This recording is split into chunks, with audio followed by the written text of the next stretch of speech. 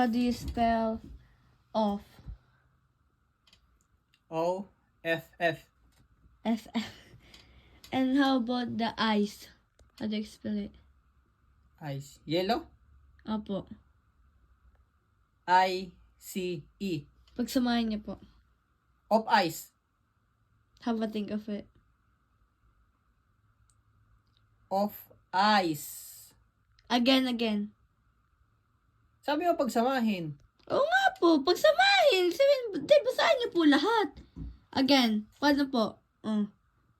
Of ice. Of ice. Ulitin niyo po. Diba? Sabi mo. Of. O-F-F.